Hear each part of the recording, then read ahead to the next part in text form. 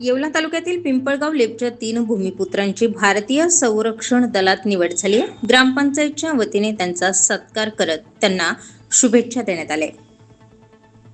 पिंपळगाव लेपेतील अतिशय गरीब कुटुंबातील 3 भूमिपुत्रांची भारतीय सैन्य दलात निवड झाल्याने सत्कार समारंभाचं आयोजन 24 जून रोजी करण्यात आलं। या 3ही तरुणांनी आपली आर्थिक परिस्थिती अतिशय दुर्बल असल्याने कुटुंबाची कोणतीही अपेक्षा न बाळगता जिद्द आणि चिकाटीच्या जोरावर पिंपळगाव लेपेतील 3ही सुपुत्रांनी भारतीय संरक्षण दलात गरुडछेप घेतली। या 3ही तरुणांचं सर्व स्तरातून कौतुक केलं जात आहे।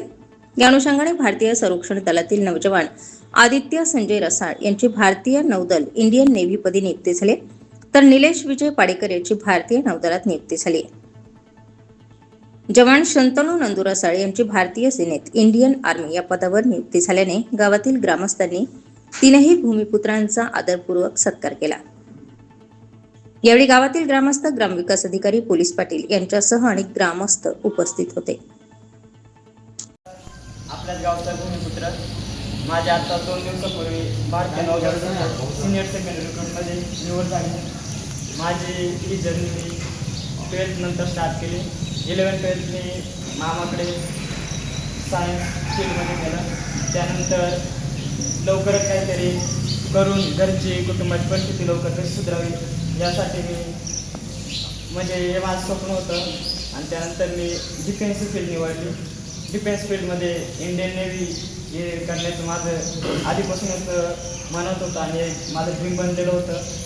तर हे ड्रीम अचीव करण्यासाठी त्यासाठी त्या ड्रीमच्या मागे धावत गेलो आणि इंडियन नेव्हीचे 18 वयानंतर इंडियन नेव्हीसाठी मी एलिजिबल झालो। मी इंडियन नेव्हीची फर्स्ट एक्झाम ही नागपूरला आपल्या महाराष्ट्राची उपराष्ट्रपती तिथे दिली। त्यानंतर ते सेकंड एक्झाम मी मुंबईला दिली, पण मला त्याच्यात अगदी 1 मार्कवरून अपयश आलं।